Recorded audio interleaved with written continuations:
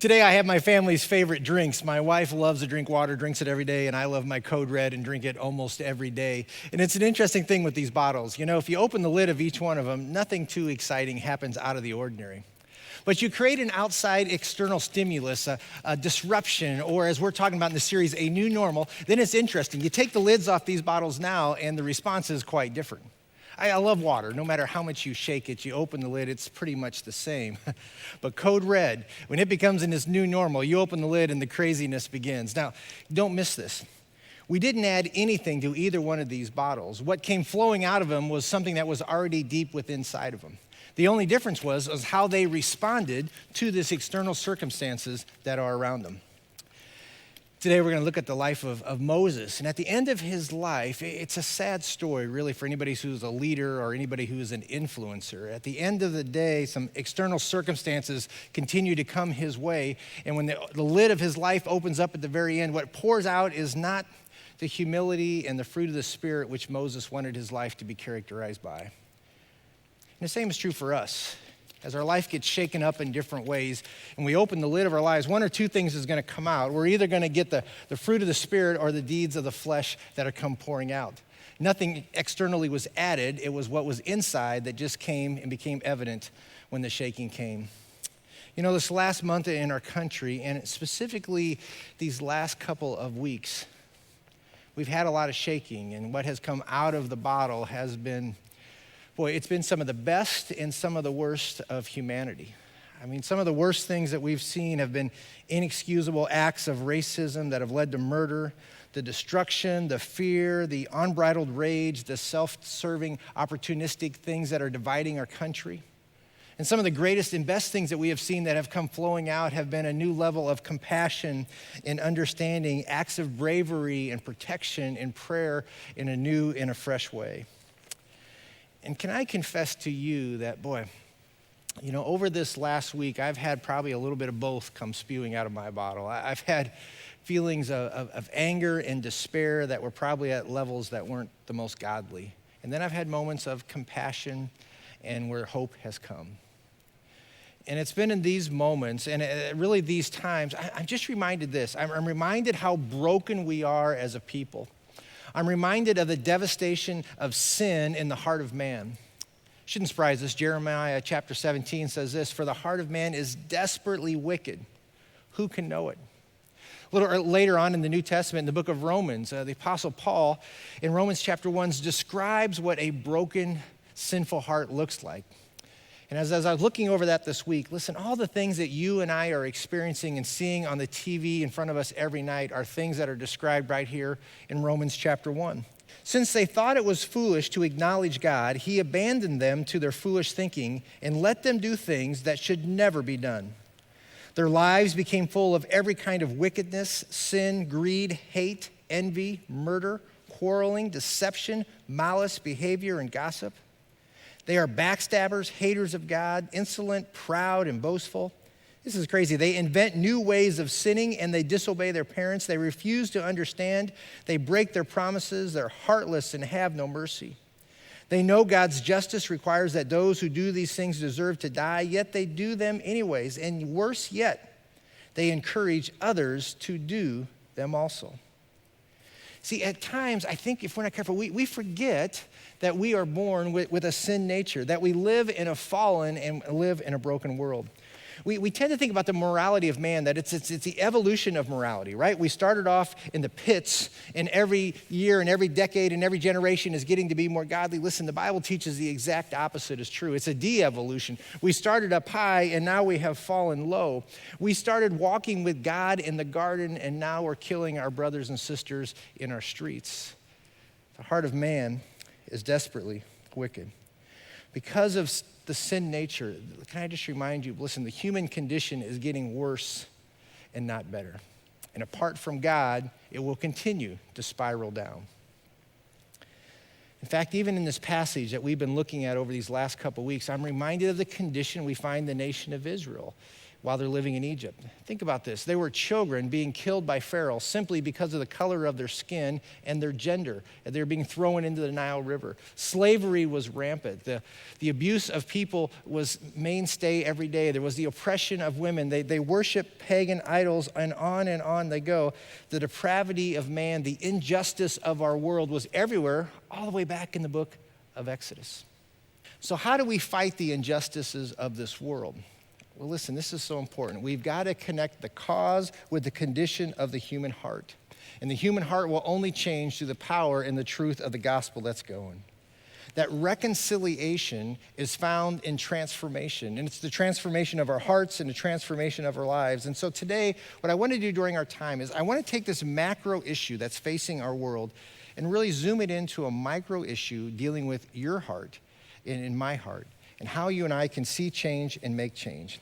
Because we're going to see today from the life of Moses that one man allowed this transformation to happen within his own heart, and the impact of his heart impacted a community around for the positive, and unfortunately, at the end of our story, even for the negative. So today I want to take us to the end of the story of Moses, and then I want to backfill it up with all the things of the stories that led to that point. It's kind of my attempt at the Last Dance documentary storytelling. We're starting from the end and moving to the beginning. So if you've got your Bibles, let's go to Numbers chapter 20. Again, if you're joining with us, you can turn on your phones and go to lexcity.info. All of the information, sermon notes are there that are happening. And in Numbers chapter 20, verse 1, it says this: "In the first month of the year, the whole community of Israel arrived in the wilderness of Zin and camped at Kadesh. While they were there, Miriam died and was buried." And the Bible makes special note to note that it was Miriam who passed away. Now, Miriam's the oldest sister of both Aaron and Moses. And so, boy, her death is devastating. It's emotionally, the pain is deep, the loss is great. And I say that because it's a great reminder and leadership lesson for us as leaders and influencers. Listen, all leaders are vulnerable when they're walking through seasons of loss. That the line between anguish and anger is very thin. And at times when we're in and walking in that, this is times that we've got to guard our hearts. For all of us during, this season in the life of our country, when the outrage is so great and the hurt from what we're seeing is so great, listen, men and women, we've got to daily guard our hearts, that we don't allow the anguish from what we see turn into anger that controls us. And that's what we see in the context. I'm reminded today that you and I, we're vulnerable. These are the moments to ask God to guard and to check our hearts. That's the context that we find Moses in our story at this point. And Moses is experiencing something that every leader and every influencer can relate to. The number one thing that steals the joy of every leader and influencer is what? It's complaining. It's ongoing complaining.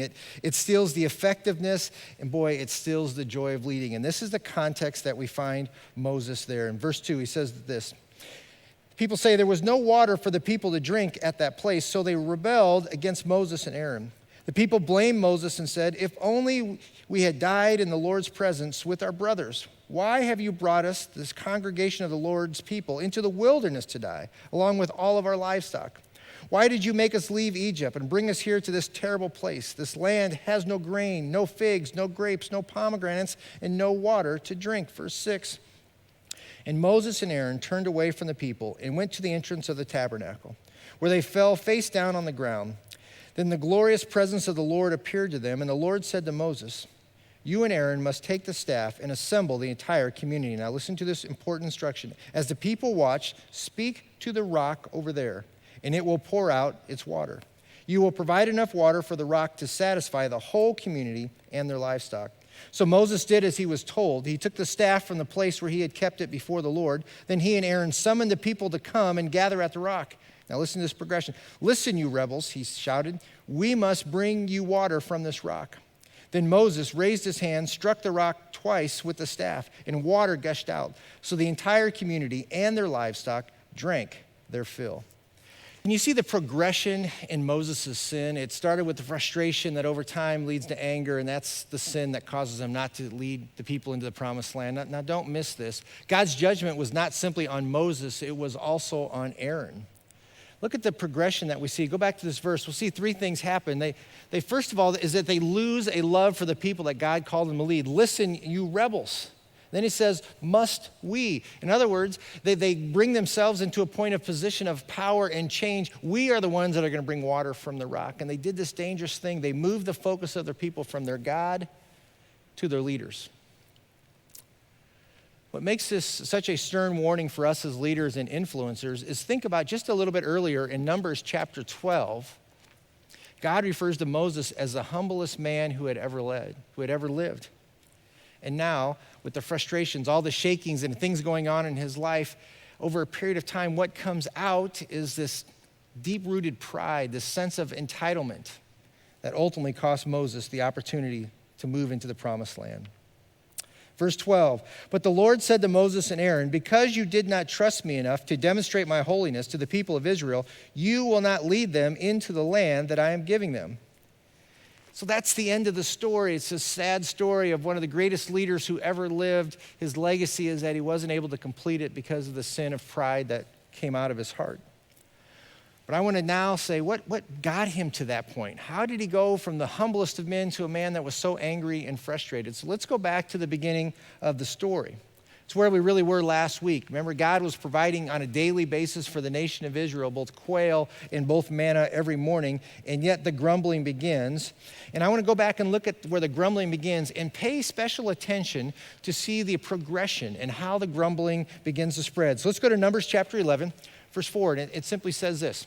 It says, the foreign rabble who were traveling with the Israelites began to crave the good things of Egypt, and the result, and the people of Israel also began to complain. Now think about that. This frustration, the complaining began with an outside influence. These foreign rabbles, the folks that came along with the 2.4 million Hebrews who left Egypt, this is the group that came along, and this is where the complaining begins. I've got many questions I want to ask God in heaven, and one of them will be this. Why did you allow Moses to bring the rabble with him? What was the point? Is this the context of being unequally yoked, and this is the problems that come? Was this part of just the test to see if the nation of Israel would grumble or turn to God? 2.4 million people. Why didn't somebody stand up and squelch the complaining that was happening? Or simply was the rabble the outside things that were shaking to see what's going to come out of the nation of Israel over a period of time? The challenge of outrage and grumbling and sin is they're so contagious if they're left unchecked. And these emotions of grumbling and complaining, listen, they are the darkest parts of our hearts. They are the weakest part of our character. It takes no discipline, right? It takes no submission to the Spirit to grumble and complain or to become outraged. It's the lowest bar of response to any situation. But if we allow the voice of the rabble to continue, then here's my fears, friends, that voice will ultimately become your voice over a period of time. Look at chapter 11, verse 4. Then the foreign rabble who were traveling with the Israelites began to crave the good things of Egypt. Now listen how their story becomes the story of the nation of Israel. And the people of Israel also began to complain. Oh, for some meat, they explained. We remember the fish we used to eat for free in Egypt. We had all the cucumbers and melons and leeks and onions and garlics we wanted, but now our appetites are gone. All we ever see is this manna. And in the beginning, here's what's so important. In the beginning, the complaining wasn't everybody. In the beginning, it simply was the rabble, but over a period of time, it changed. The perspective, the story of the rabble then became the story of the nation of Israel. And as I think about where we find ourselves as a country, that's a little bit of my fear for us today. That we allow the media to tell our story.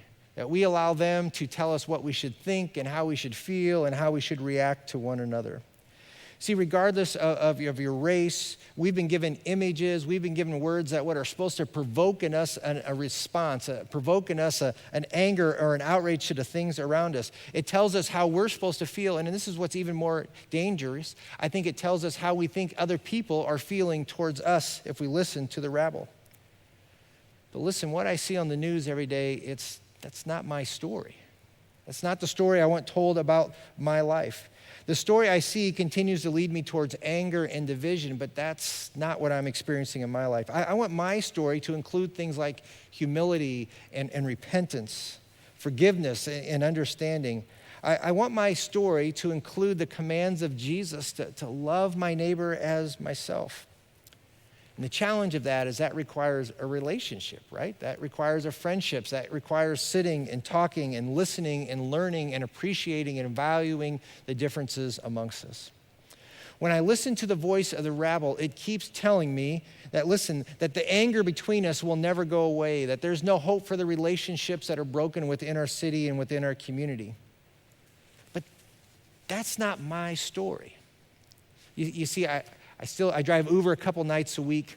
And listen, if you ever want to get to know your city and the people of your city, you just drive for 1 month. You'll see Lexington in a fresh way like never before. But I'm getting ready to drive the other day, and I'm heading down towards where all the protests are happening. And for the first time, the voice of the rabble begins to come in my head. What if these people hate me that I pick up? What if they don't like me? What if they think I'm part of the problem? What if the anger comes? And all of a sudden I had to stop and check myself and be reminded, listen, that's not my story. That's not what I am experiencing. So the door opens and you simply smile and you greet somebody by their name and treat them with respect, and the walls come down, and it's an amazing experience. And for all the introverts that I pick up who love to talk, it's just a matter of minutes. In the last month, we're going to talk about 3 things either. It's either going to be COVID-19, we're going to talk about race, or we're going to talk about the riots that are happening. And for the next 8 minutes, we get to sit and have a conversation about the things that are happening. I had a gal last week when she got out, and she simply said, hey, thanks for just the thoughtful conversation that we had. You see, that's my story. That's what I'm seeing and I'm experiencing. Even with people that we may not agree with on all the issues, boy, there is a camaraderie, there is a respect that goes towards one another. But when I listen to the story of the rabble, and they tell me, can I be honest, what it puts in my heart is a little bit of fear and distance. And so when I listen to those voices, what I find myself doing this, if I hear those voices, I find myself pulling away from people rather than leaning into people. In reality, in this time in our history, men and women, what we need is not listen to those external voices that say pull away. We need to listen to the voice of the Spirit within us that says these are the times to lean into those relationships. These are the time to lean into those friendships and establish new ones and strengthen old ones that you've had. That's my story. Can I encourage you today as you think about your story? Listen, tell your own story. Own your own story. Don't let the rabble define you and tell you how you should feel and how you should react. Let the Spirit of God speak in you. As your pastor, this is still the pressure I feel even today. There are all kinds of opinions about what I should do and shouldn't do, or our church should do and shouldn't do, where we should be engaged and don't be engaged. Listen, people don't tell our story. Jesus is the one who's the author of our story. And Jesus calls us to a standard, listen, that is life-changing in the context of relationships, especially racial relationships. Jesus calls us to a standard about how you and I need to act just as brothers and sisters, as members of the human race. He calls us to the greatest commandment. Matthew chapter 22 gives it to us, where Jesus replied, says, you must love the Lord your God with all of your heart, with all of your soul, and I love this, with all of your mind. This is the first and the greatest commandment. And the second is equally important. It says that love your neighbor as yourself. And the entire law and all the demands of the prophets are based on these 2 commandments. I love this. The entire law of the Old Testament, the 10 commandments, it's all wrapped up in these 2 things. Love the Lord and love your neighbor as yourself. That we would love as Jesus loved. A love that doesn't see Jew or Gentile or black or white or man or woman. A love that simply sees the broken condition of a sinful heart who is in need of the power of the gospel to change and transform you. So in these days, can I challenge you to love as Jesus loved? That as the church, that we would unite in proclaiming that Jesus is the waymaker, that he is the light in the darkness.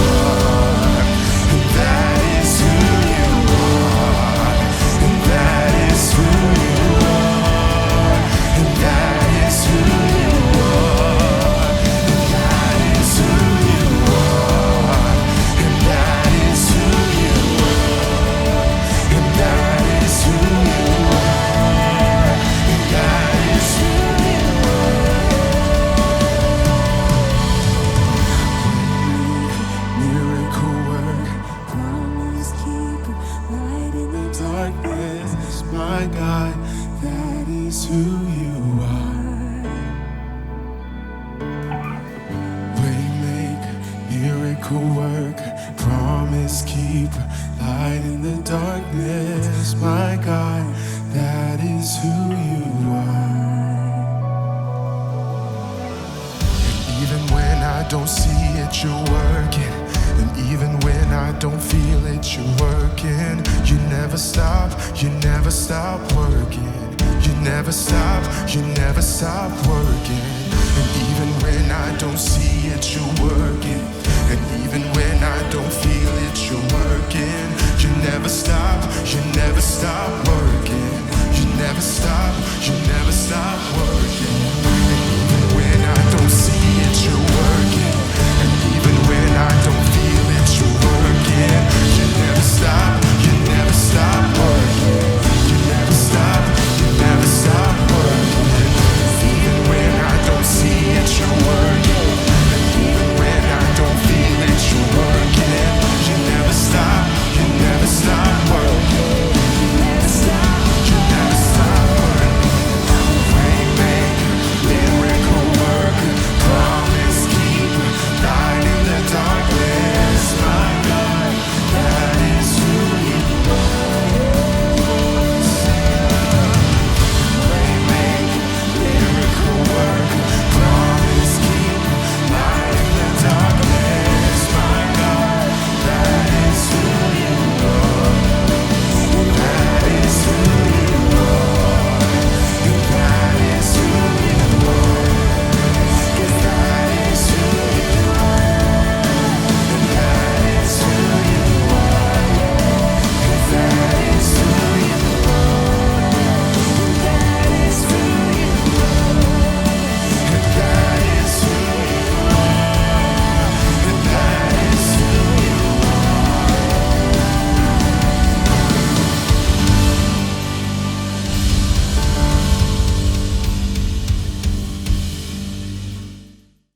Thank you, Pastor Brian, and thank you, church, for tuning into LexCity.tv today. If you need prayer or to get into a group or want to support Lex City Ministries through giving, head over to LexCity.info. We invite you right back here next week on LexCity.tv, or when you're ready to join us on campus on Thursdays at 7 p.m. or Sundays at 10 and 11:30 a.m. We'll be saving a clean seat just for you. Have a great week in the new normal.